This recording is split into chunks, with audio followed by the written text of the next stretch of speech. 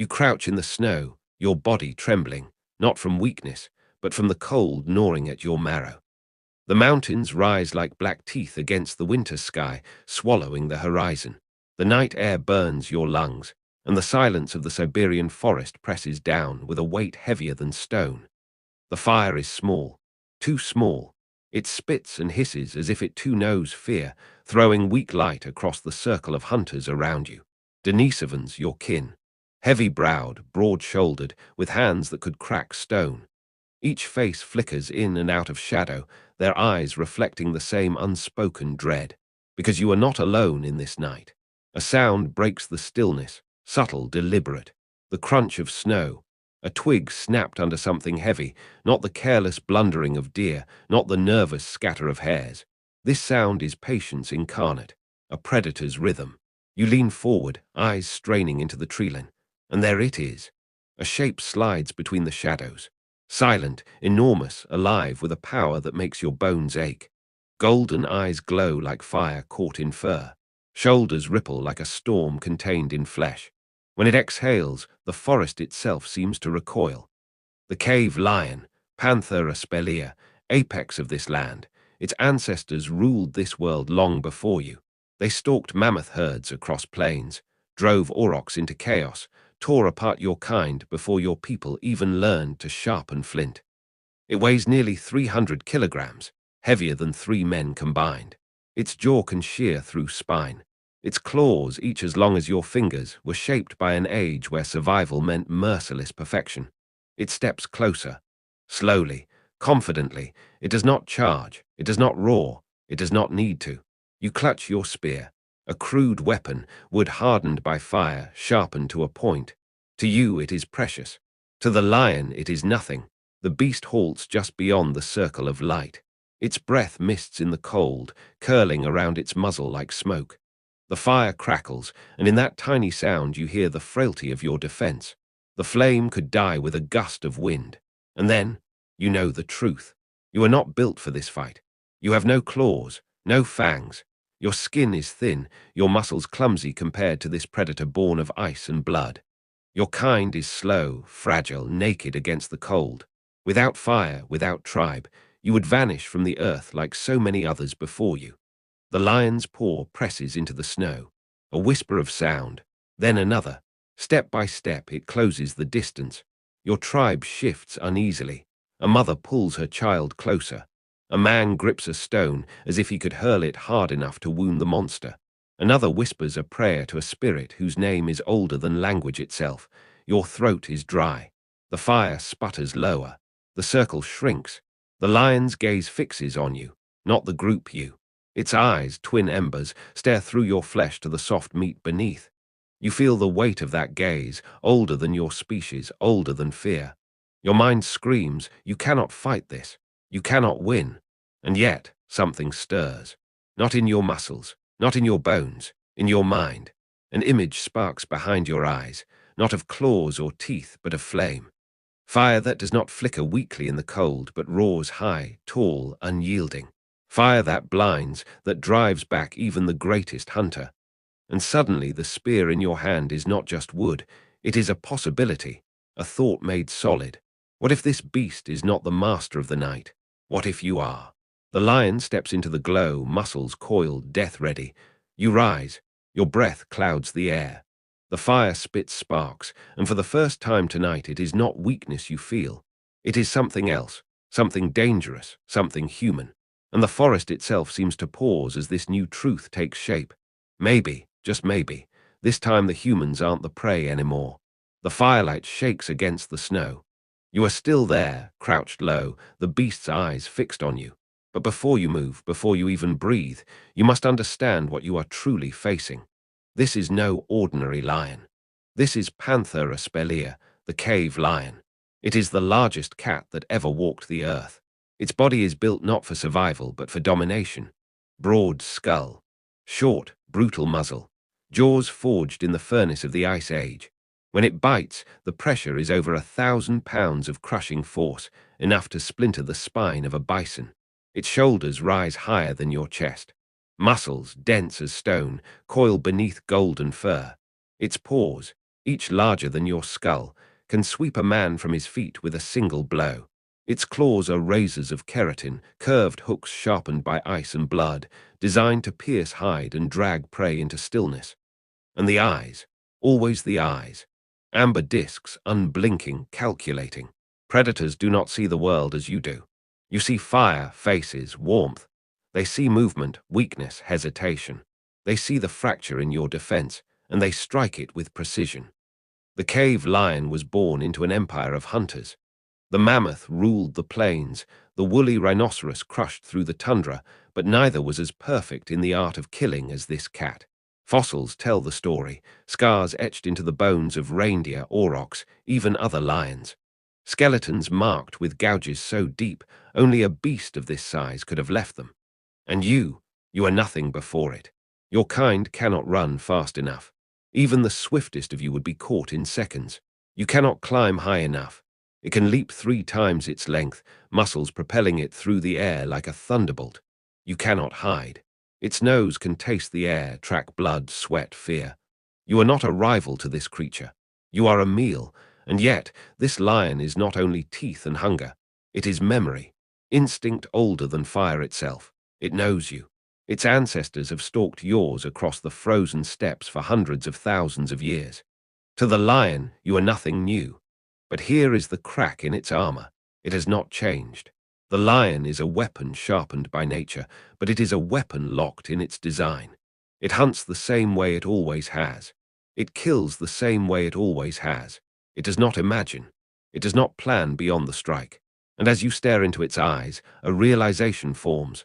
Your weakness is obvious. Your flesh, your speed, your strength, pitiful compared to this predator's. But weakness can be reshaped, and a mind can sharpen in ways claws never will. The lion steps forward, its breath curls into the night air, its muscles coil to spring. The world holds its breath. And for the first time you see the truth clearly. This is not just a monster. This is the test. The reason your people must become something greater or vanish into bones and dust. You clutch your spear. It feels heavy in your hands, but not heavy enough. Against the lion, it may as well be a twig. Against the Ice Age itself, it may as well be nothing at all. Because here is the truth no flame can hide. You are weak. Your skin tears at the touch of thorns. Your blood leaks freely from the smallest cut.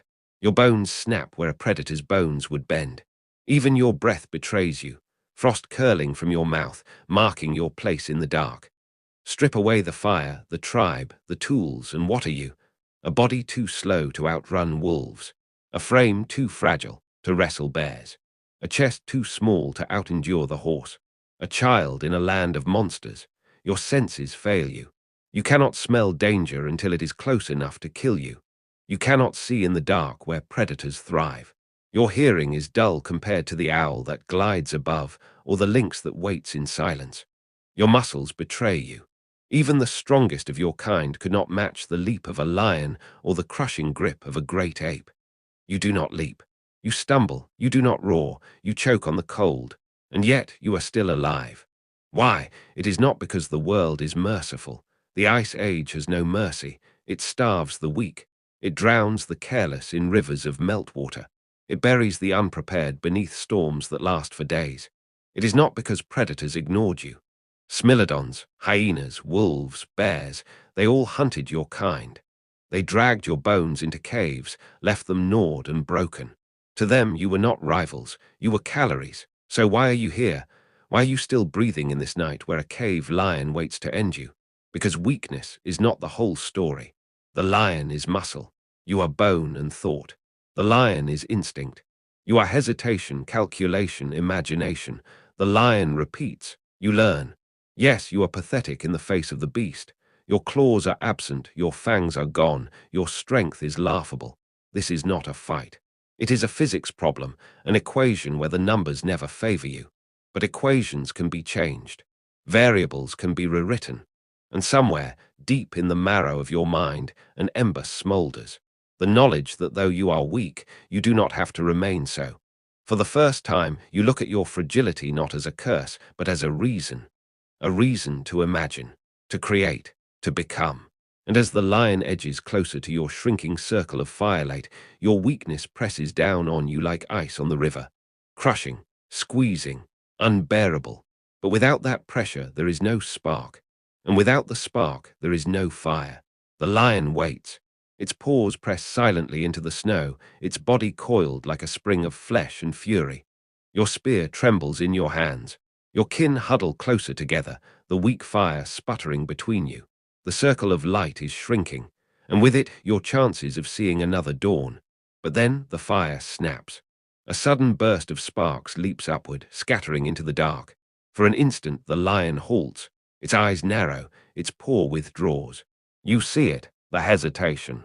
And in that pause, something ignites not in the wood, but in your mind. This is no ordinary light. This is the great divider. This is the force that makes weak flesh dangerous. Fire. At first, your people did not master it. They stumbled upon it, lightning striking a dry plain, wildfire devouring a forest, embers glowing in the remains of a storm. They did not create it, they feared it. Who would not? Flames are alive. They roar, they spread, they consume. But fear became fascination. Fascination became theft. Hands reached for embers. Sparks were carried in bark, in hollow bone, in nests of dried grass. Tribes guarded it as treasure, fed it as if it were kin. In the darkness, it burned. In the cold, it warmed. In the hunt, it blinded predators. Archaeologists would one day find the traces, in blackened stone, in layers of ash buried deep in caves like Kesem, in bones scorched by ancient hearths. Evidence that long before you, long before this night, your ancestors kindled flame and refused to let it die. And so here, in this frozen Siberian cave mouth, the fire is more than wood and spark. It is memory. It is defiance. It is survival made visible. The lion steps forward again, its muscles ripple, its jaws flex. But this time you thrust the burning branch forward. The fire hisses, sparks spray. And the great predator, king of this land, flinches. It does not understand. For hundreds of thousands of years, nothing has defied it. Everything runs, everything flees. But you do not tonight. The tribe rises with you. One by one, they seize burning brands from the hearth. The circle of flame widens.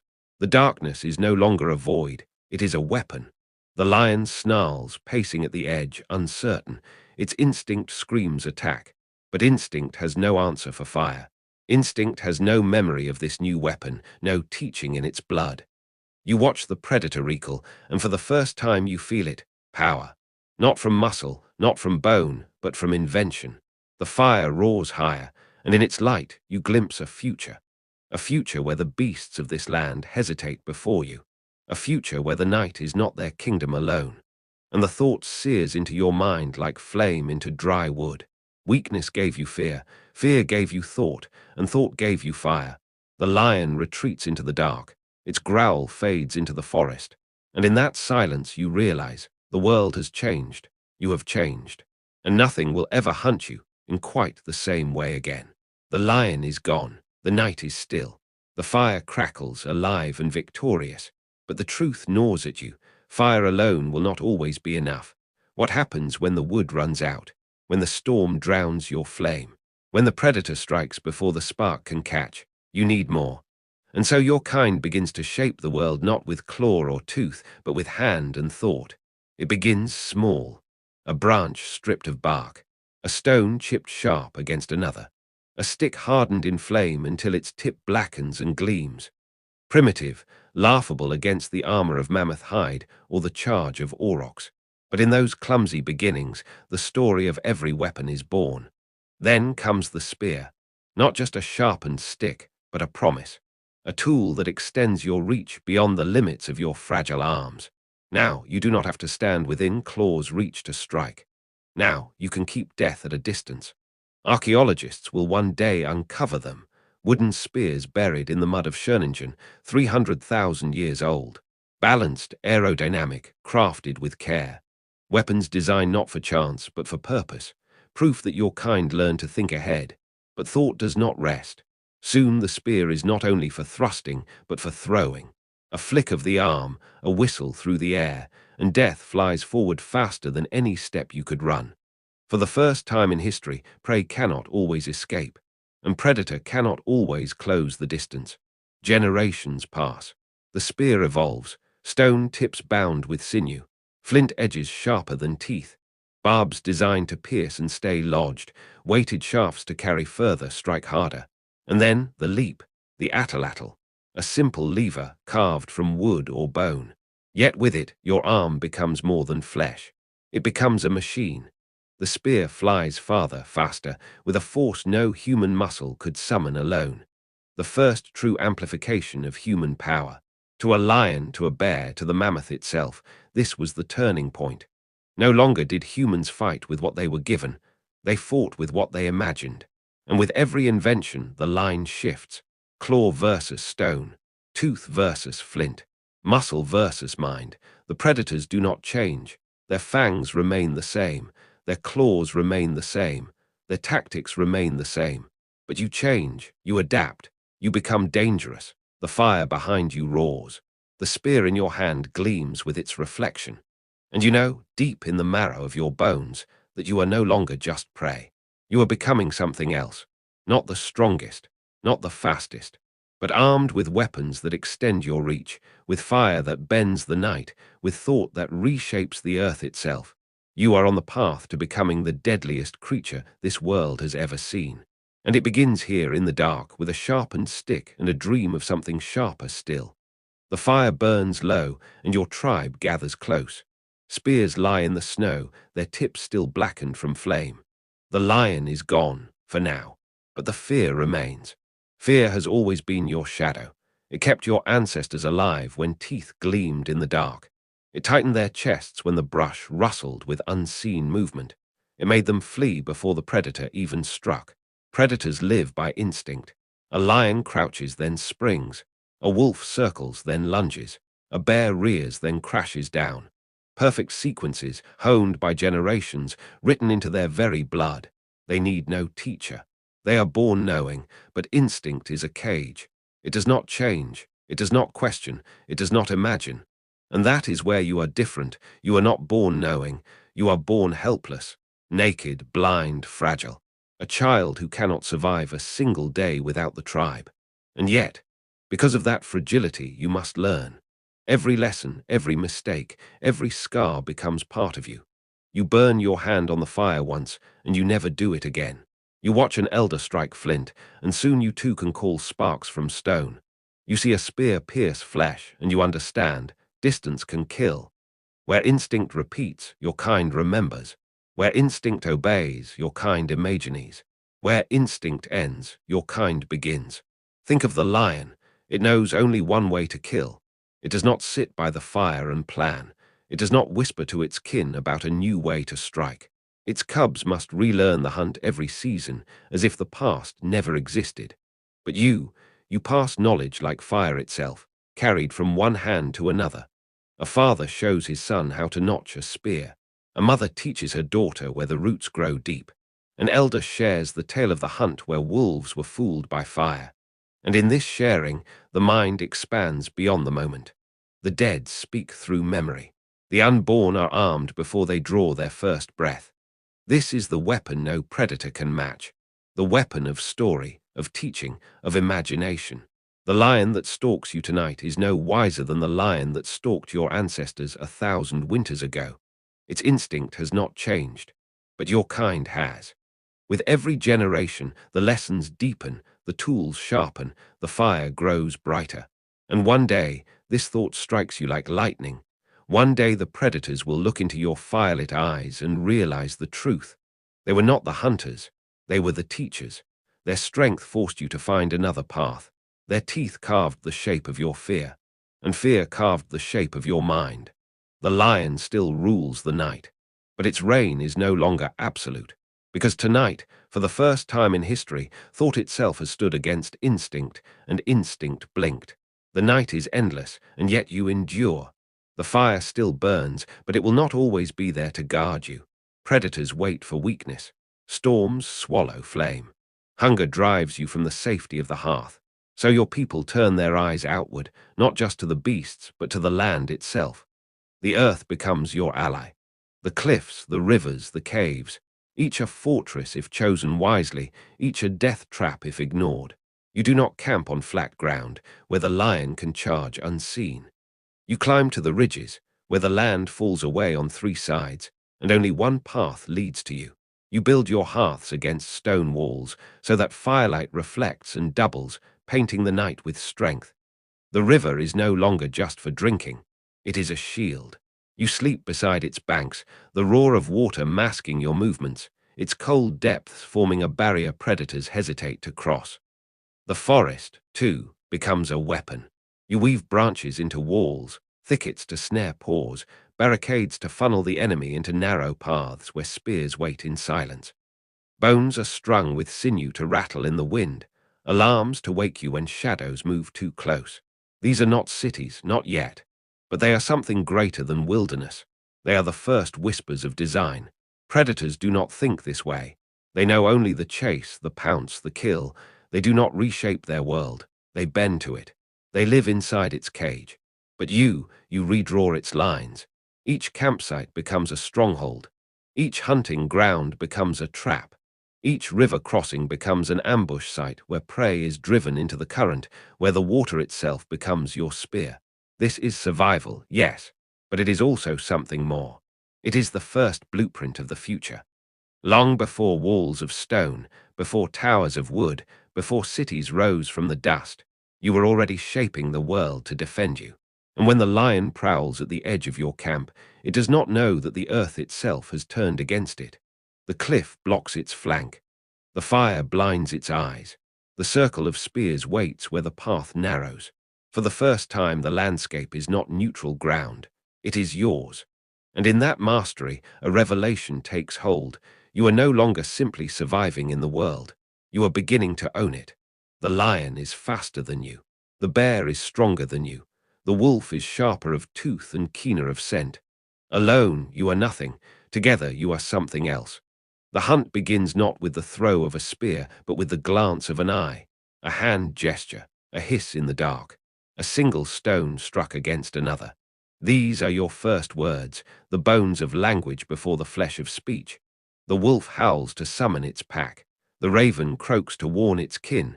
But only you bind thought to sound. Only you weave meaning from chaos. In the clearing, you are many.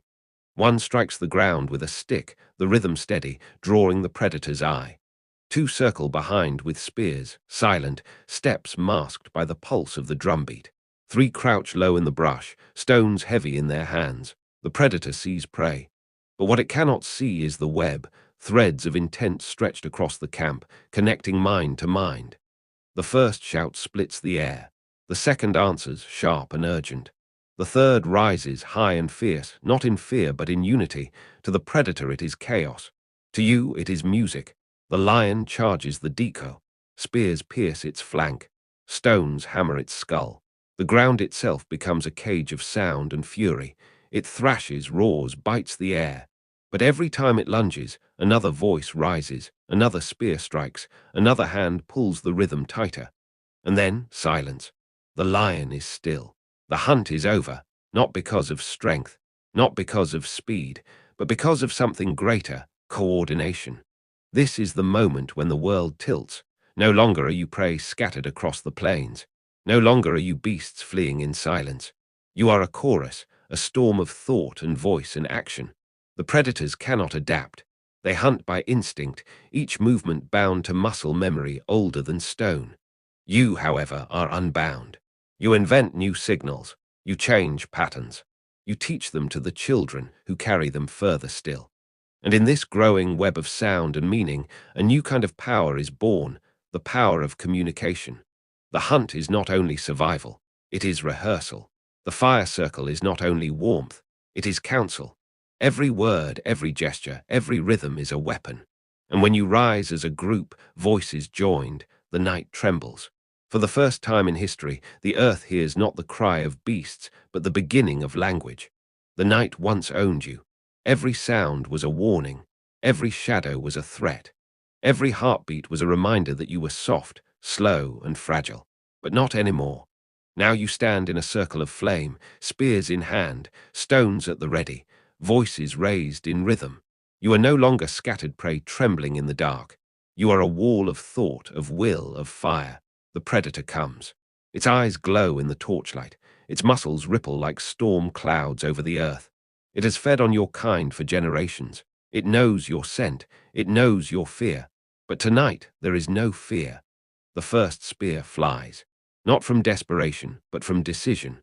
The second follows, striking flank, sinking deep.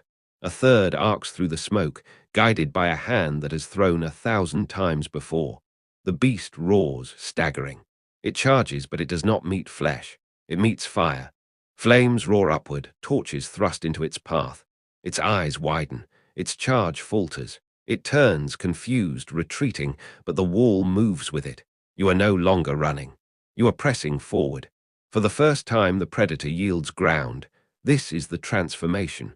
The world shifts in a single heartbeat. The lion was faster. The bear was stronger. The wolf was sharper. But none of them could do what you just did.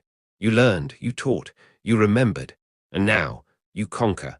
The night that once swallowed you whole now bends to your firelight. The silence that once mocked your weakness now carries your voices. The land itself, once hostile, is shaped into trap and fortress. You are not the strongest, you are not the fiercest, but you are something the world has never seen before. You are the thinking animal, the dreaming predator. And from this night forward, the balance is broken. The predators will always be feared. But the humans, the Denisovans, will be remembered. Because we did not inherit the earth by claw or by fang. We claimed it with fire, with thought, and with one another. The age of prey is over. The age of humans has begun. The fire burns low. The spears are laid beside the ash. The hunt is over. The beast is gone. You sit with your people beneath a sky heavy with stars. The same stars your children will see. The same stars your ancestors once feared. The night is no longer an enemy. It is a ceiling, vast and endless, sheltering your fragile circle of light. In the silence, you hear more than the crackle of wood. You hear memory taking shape, the story of the hunt, the rhythm of voices, the lessons carried forward. A child watches the flames wide-eyed. She sees the spears, the courage, the unity. She does not know it yet, but she carries the fire inside her. And one day she will pass it on. This is the secret of survival. Not teeth, not claws, not even fire itself. The secret is story. Stories bind you. They remind you. They keep the dead alive and the living prepared. Every beast you faced, every scar you earned, every fire you lit, all of it becomes more than survival. It becomes memory. It becomes myth. And as you finally close your eyes, wrapped in the warmth of your kin, the night sings differently. No longer the cry of a predator. No longer the silence of prey. It is the murmur of voices around the fire. The echo of thought across generations. The first whispers of what will one day be called history. You are safe now. Sleep. For tomorrow, the story continues. The ashes cool, but the memory does not fade. The story of the hunt is told again, in whispers and gestures, in rhythms tapped on stone. And like embers lifted by the wind, those stories travel. Across rivers, across mountains, across generations. The Denisovans walk, always further, always seeking. Through snow-choked passes, across frozen rivers, into caves that glow with ochre and light. They leave marks behind, tools, bones, fragments of songs that time will one day bury, then reveal. And though they cannot know it, their fire is carried forward in ways beyond imagining. It will live in the hands of other tribes. It will shape the minds of those yet unborn. It will whisper inside us, still, even now. Every language spoken today began as these first cries in the dark. Every city lit by fire began as this first ring of torches. Every story told to a child at night began with this one: how we stopped running, how we turned, how we fought back. The beasts remain, the night remains, but we are not the same. We are the children of fire, the builders of memory, the hunters who learn to dream. And as the tribe moves on, leaving behind nothing but ashes and footprints, the earth remembers. Because here, in this forgotten place, the world changed forever, not with the roar of a predator, but with the whisper of a story. The hunt feeds your body, the fire warms your skin, but something deeper stirs now, a hunger not of the stomach, but of the spirit. Around the fire, the tribe begins to mark the world. A hand pressed against stone, leaving a shadow of flesh that will outlive flesh itself. A red streak of ochre, smeared on cave walls, blood turned into memory. A bone hollowed into a flute, its song trembling through the dark like the cry of a bird that never lived. These are not weapons. These are not tools. These are the first dreams made visible. The predators do not do this. The lions do not paint their hunts. The wolves do not carve their kills. Only you, only us. The child who once stared into the fire now shapes its glow into story. She lifts a burning branch, waves it through the night, and shadows leap across the cave wall. A mammoth dances in flame. A saber-tooth lunges. The tribe watches in silence, hearts beating to the rhythm of her hand. This is the birth of myth, the moment when survival becomes memory and memory becomes meaning. A spear will rot, a fire will fade, but the mark on the cave wall, the song carved into air, they linger. They become inheritance, passed not in blood alone, but in imagination. And so the Denisovans rise, not just as hunters, not just as survivors, but as storytellers. The first artists of the earth, the first dreamers who made the invisible real. This is the dawn of culture, when the night ceased to be only fear and became a canvas for wonder. The hunt ends, the fire fades, the night grows cold, but something lingers, something heavier than hunger, sharper than fear. One of your own has fallen. Not to beast, not to storm, but to time itself. The body lies still, the chest no longer rising, the eyes empty of light. The predators would leave it. The earth would reclaim it. But you cannot. You feel the weight of memory pressing down. The voice of the fallen still echoes in your ears. The hand that once carried the spear still rests near your own. And so, for the first time, you do something strange. You dig. The soil is hard, but you shape it with stone and bone.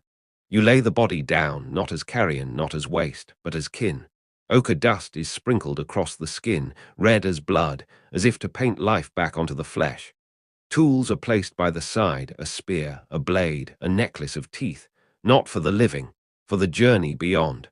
The predators watch, confused. The wind carries no instinct for this. But for you, something has shifted. You are not only creatures of hunger and fear, you are creatures of memory. You honor the dead because you see yourself in them. And somewhere deep within, you ask the first forbidden question: where do we go when the fire goes out? The body is covered, the earth smoothed, but the place is remembered. Each time you pass, you pause, you whisper. You feel the presence, unseen but near. This is the birth of ritual, the birth of reverence. The moment when death ceased to be an ending and became a doorway. And though no God has spoken, no scripture has been written, the seed is planted. In ochre and stone, in tears and silence, the first religion is born. The hunt does not end with blood. When the beast falls, its breath escapes into the air, its eyes grow still, and its body cools. But the Denisovans know this is not the end. At night, the hunters dream. They see the great elk they killed, its antlers glistening with moonlight. They feel the lion's roar inside their chest long after its body is gone. The beasts return in sleep, alive, powerful, unbroken. And so a thought takes root. Perhaps the kill is only the shell. Perhaps the spirit lingers. The hunter who throws the spear thanks the mammoth as it falls, whispering breath into cold air. The tribe scatters bones carefully, not as waste but as gift. The skull is placed upright, watching the fire. The hide becomes cloak, not just for warmth, but for memory, the spirit worn upon the skin. Every kill becomes a bargain. Every hunt a prayer. The child who once danced shadows on the cave wall now paints antlers above her own head. She moves like the elk, steps like the stag, breathes like the wolf. The tribe watches in silence. It is no longer play. It is transformation. This is the birth of shaman and spirit. The moment when the hunter becomes the hunted in dream, and the hunted becomes part of the hunter in ritual. The predators had always been stronger, but now in the fire's glow they are more than enemies. They are teachers, guides, ancestors. You are no longer fighting beasts. You are speaking to them, asking permission, carrying their power forward. The world shifts again. The night is no longer empty. Every shadow holds a voice. Every rustle in the trees carries meaning. The earth itself breathes, and the Denisovans begin to listen. This is the dawn of spirits, The first trembling steps toward gods. The fire crackles low. The hunt is done. The dead are honored. The spirits of beasts linger in dream. But above the flames, higher than the trees, higher even than the mountains, something stares back. The sky. At night it is endless, a sea of black filled with white sparks. At dawn it is painted gold. At dusk it bleeds red. The Denisovans do not know what these lights are, but they feel them. The way the moon pulls at the tide. The way the stars return, season after season, as faithful as migrating herds. Patterns emerge. Shapes appear. The beasts of earth mirrored in the heavens, the wolf in the grass, the bear in the dark, the eagle spread across the sky. The hunt is written above, long before it begins below. A child points upward, tracing the shape of a mammoth in the stars. The elder nods slowly. The hunt has already been foretold. The sky is no longer empty. It is a map. It is a story. It is a warning. When the moon grows thin, hunger follows. When the red star rises, winter is near. When the sun lingers long, life flourishes. The beasts taught you strength. The dead taught you memory. But the sky teaches you eternity. For the first time, your gaze stretches beyond the firelight. Not just to the spirits of the hunt, not just to the bones beneath the soil, but to the great black ocean above. And in that ocean, you see reflection. Perhaps the dead are not gone. Perhaps they have climbed upward into the glittering dark. Perhaps every spark is a fire lit by those who came before, guiding you through the endless night. The Denisovans sit in silence, eyes fixed skyward, and the first cosmology is born. Not a religion yet, not gods, but questions. What are we beneath this vastness? Why do the stars move as they do? Where do we go when our fire dies? This is the birth of wonder, the birth of the dreamer, the first step toward gods and heavens. And though no answer comes, the questions themselves ignite a new fire, not in wood, but in the mind. The storm comes without warning. Lightning tears open the sky, splitting the night into blinding fire. Thunder shakes the earth, louder than any beast. Rain lashes the camp, drowning the fire, smothering the only warmth. The tribe huddles together. Some cry out. Others press their faces to the soil. This is no predator, no claw, no fang. This is something greater. And in that terror a thought takes shape. The sky has a voice. The storm passes. The fire is rekindled, but the memory remains. The lightning was not only light, it was a will. The thunder was not only sound, it was a command. The rain was not only water, it was punishment. Soon every force bears a name. The river is not just water. It is a mother feeding fish, carving valleys. The mountain is not just stone. It is a father, unyielding, eternal. The sun is not only warmth, it is a hunter, chasing away darkness each dawn. The moon is a watcher, silent but ever present. The spirits of beasts still guide the hunt. But above them, greater powers stir, unseen, immense, eternal. A shaman stands by the fire, painted in ochre, bones tied at the wrist. He lifts his arms as thunder rolls, calling not to the beast, not to the ancestors, but to the sky itself. The tribe watches. Their fear becomes reverence. Their reverence becomes worship. These are not yet gods as we know them. They have no temples, no altars, no carved statues. But they live in every storm, every sunrise, every quake of the earth. They are gods of fire, of stone, of wind, of blood. The beasts once ruled you. The fire once saved you. The spirits once guided you. But now the gods command you. The predators cannot kneel. The rivers cannot pray. But you can. And in kneeling, in whispering, in offering bone and blood to the unseen sky, you step into a new kind of world. A world where the forces around you are no longer chaos. They are order. They are will. They are divine. This is the birth of gods. And with gods comes fear, hope, and power beyond the hunt. The storm has passed, but fear lingers. The fire is lit again, but it feels borrowed, a gift, not a possession. The tribe looks to the sky, to the mountain, to the river, and wonders, what must we give so that they give in return? It begins small. A hunter lays a strip of meat beside the fire. Another sets a carved bone upon a stone. A mother leaves berries at the riverbank, whispering to the water before she drinks. The world, once silent, now feels like a bargain. Take but give back, eat but thank, hunt but honor. Soon the offerings grow. The first kill of the hunt is left untouched, its blood soaking into the soil as tribute. Bones are arranged in circles around the fire, a pattern only the shaman can read. The largest antlers are set upright, crowned with flame, a bridge between beast and god. And then comes the first blood, not of beasts, not yet, but of hunters themselves. A cut across the palm, a drop spilled into the fire. Smoke rises, carrying the red mist into the sky. The shaman declares it a gift. The gods, he says, are hungry too, and the tribe listens. The predators took your flesh by force. The gods take it by choice. In this choice there is order. In this order there is safety. The offerings become ritual. The ritual becomes law. The law binds the tribe together, stronger than fire, sharper than stone. Now the hunt is not just survival, it is sacrifice. The fire is not just warmth, it is altar. The blood is not just life, it is currency. The beasts once ruled you, the spirits once guided you, but now the gods demand of you, and you obey. The fire burns higher tonight, not because of the wood, but because the shaman stands before it, arms painted red, eyes blackened with ash. His voice cuts through the crackling flames. The gods have spoken. The tribe listens. They do not question, for who else can hear the sky? Who else dares to cut their flesh for the river, to speak to the storm, to call lightning a voice? Once he was only a guide, a teller of stories, a keeper of bones. Now he is more. The hunt begins when he declares it. The fire is lit when he blesses it. The blood is spilled where he commands it. His power is not in the spear, but in belief, and belief cuts deeper than any stone blade.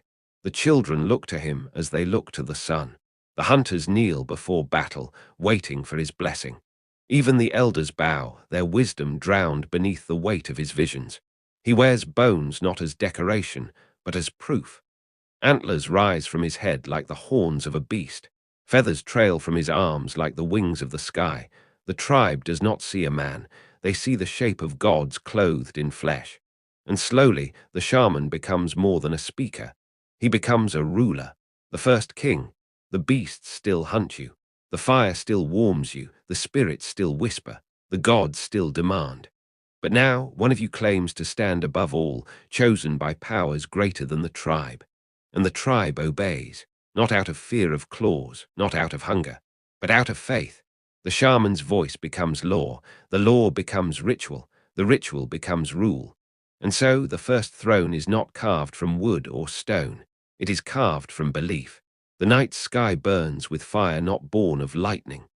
Two tribes face one another, their fires mirrored across the valley, each claiming the land, each swearing the gods have given it to them. Your tribe gathers behind the shaman king. He raises a spear wrapped in feathers and bone. This land is ours, he says, voice low but heavy with the weight of spirits.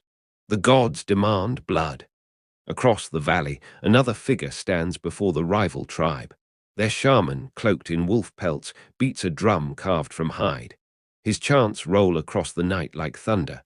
To his people, the gods say the same thing, this land is ours. Spill their blood. The warriors shift, gripping spears tight, breath steaming in the cold. They do not fight for food tonight, not for shelter, not even for survival. They fight for the invisible, for gods, for spirits, for voices only shamans claim to hear. The first spear flies. It arcs across the night, catching the moonlight before it pierces flesh. The scream that follows is the breaking of silence. The world erupts. Men crash into men, stone against bone, screams against chants. The earth drinks blood as both tribes fight not only for life but for belief. Your shaman raises his arms, chanting louder, painting the battle with his words. Every victory is proof. Every loss is a test. The gods are watching. But as the fight rages, one truth burns clear. The gods themselves never come. No spirit descends from the clouds. No beast rises from the earth. Only men, clawing, bleeding, dying, in the name of what they cannot see. When dawn rises, one tribe stands. The other lies broken, their gods defeated not by the heavens, but by stronger arms and sharper stone. Yet the victors believe it was more.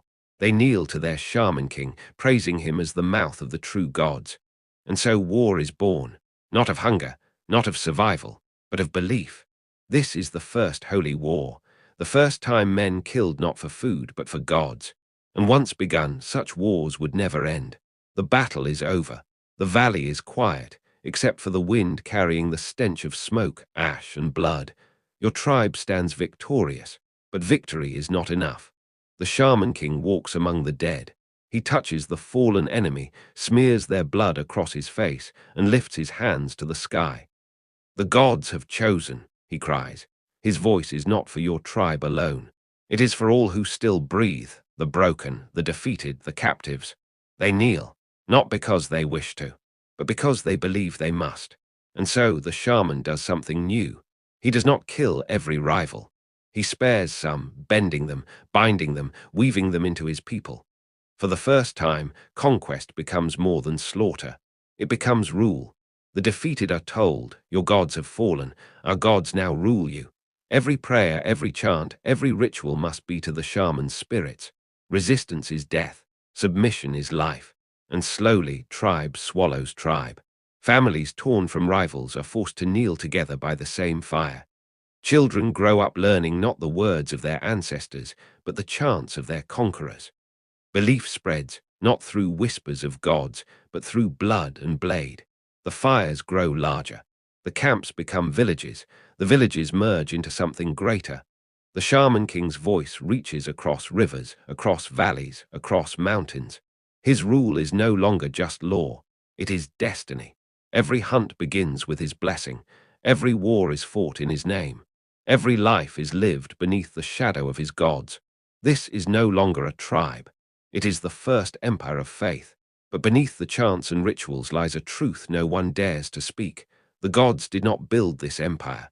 Men did. And men, unlike gods, can bleed. The empire grows. Fires burn on every hilltop.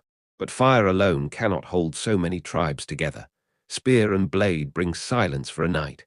But belief lasts for generations. The Shaman King knows this.